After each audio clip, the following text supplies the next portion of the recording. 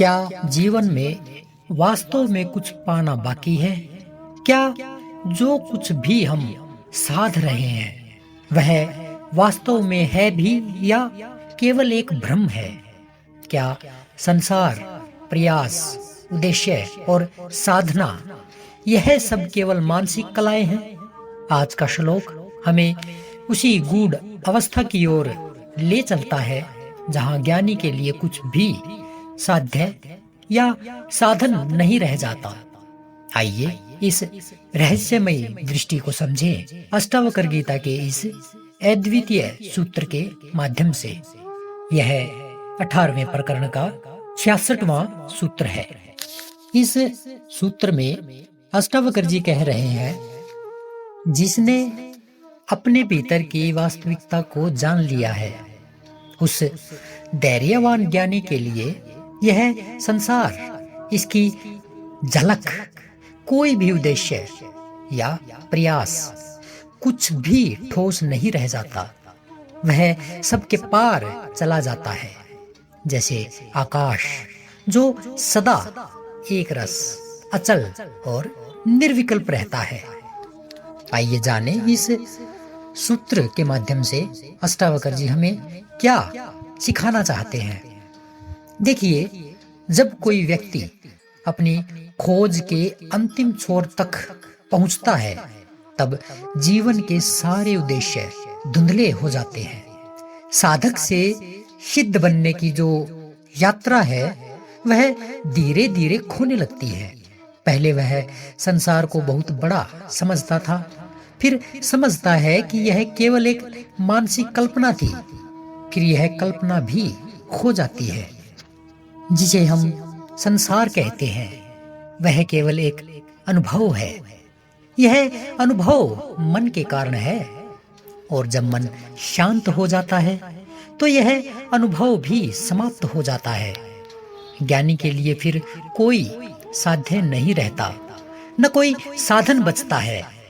उसकी दृष्टि में न कोई मंजिल है न रास्ता। वह उसी स्थिति में शांत रहता है जैसी स्थिति में जीवन उसे ले जाए। यह ठीक वैसा ही है जैसे आकाश जो न कुछ करता है, न किसी से बंधा है और न ही उसमें कोई इच्छा उठती है। उसी तरह धीर पुरुष अर्थात जागृत आत्मा या फिर कहें आत्मज्ञानी, वह हर स्थिति में एक रस और निर्विकल्प रहता है।